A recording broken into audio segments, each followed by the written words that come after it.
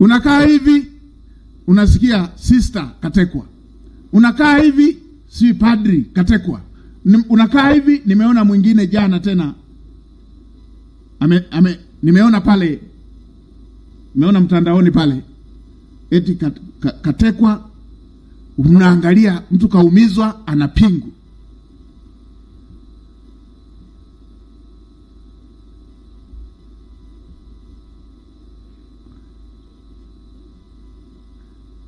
Hizi ni ajenda maalum. Hii ni michezo. Hii ni michezo. Na hii michezo haijaanza jana.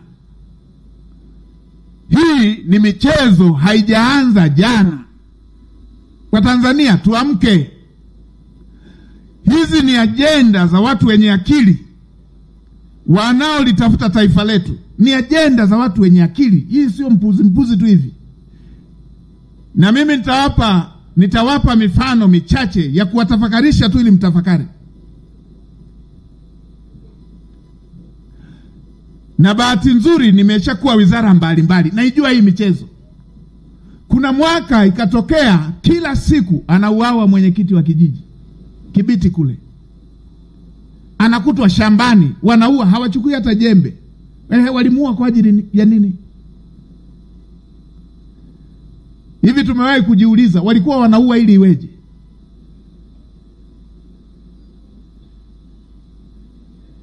Baada ya hapo wameuawa watu wengi. Haijawahi kuwa story kwa sababu wenye viti wengi wale walikuwa viongozi wa CCM. Haijawahi kuonekana ni serikali. Wenye viti wa serikali ya kijiji. Kilichotafutwa ni nini? Vyombo vya ulinzi na usalama vikasimama imara. Haikuwa kazi nyepesi kukomesha njama hiyo. Likatoka hilo, ukaja mwaka tunasikia mabomu yamerushwa kanisani. Meenda Arusha pale, bomu limerushwa kanisani. Walitaka kuchukua nini kanisani? Bomu la moto. Walitaka kuchukua nini?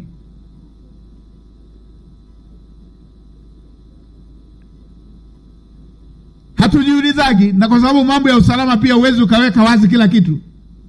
Hatujiulizi walitaka kuchukua nini? Bomu linarushwa kanisani. Imekaakaa sijui haijaenda, sijui imekuaje, cheka mwagiwa tindikali. Imekaakaa sijui hatujaka. Askofu kamwagiwa tindikali. Hatujiulizi wanatafuta nini pale. Kuna mwaka kukawa na heka za siasa kubwa sana. Bomu limerushwa kwenye mkutano wa hadhara la moto.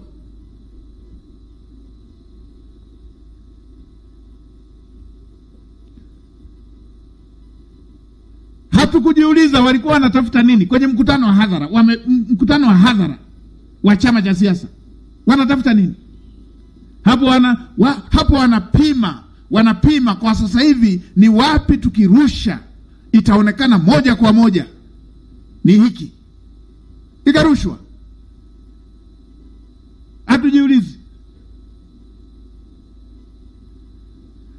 Limerushwa bomu kanisani katika mwaka ambapo watajua itaonekana tu. Itaonekana hapa pana mzozo wa kidini. Wanatutafutia mzozo wa kidini.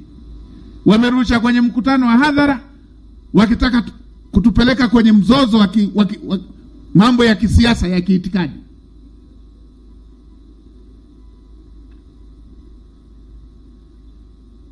Imekuja hapo serikali ya awamu ya 5, kiongozi wa siasa akashambuliwa. Nini? Ndio walikuwa wanakosoa sana. Nini? Wanajua tukishambulia hivi itaonekana tu ni serikali.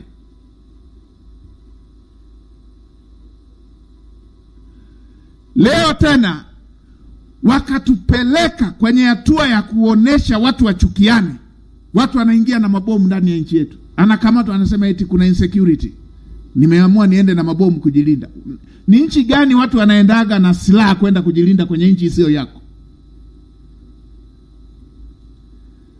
Wakiwa na target nini? Walijua tarehe 9 ya Disemba kutakuwepo na mikusanyiko, wanajiandaa wanaingia na mabomu. Watanzania kuweni macho. Hizi njama hizi. ni njama zinazolenga kutugawa. Wanatekeleza jambo na wanaweka alama chungu zima kuwatengenezea hasira watu wachukiane. Nielekeze vyombo vya ulinzi na usalama, kuweni macho na njama za aina hii. Shughulikeni na wahuni wa aina hiyo. Kuweni macho. Kuweni macho. Mliweza lile la Kibiti, mliweza lile la Amboni, mambo mengi mmeweza. Na najua hata ya sasa, ndio maana yule aliyekuwa anaingia na mabomu mlimpata mpakani pale. Njama.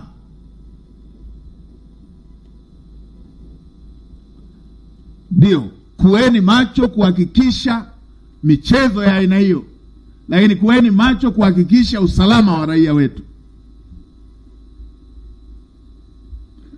Niliona niaseme haya, ndugu zangu wa Tanzania, kwa sababu mimi naijua, nimesoma sana haya mambo ya michezo hii ya kuyagawa mataifa, hasa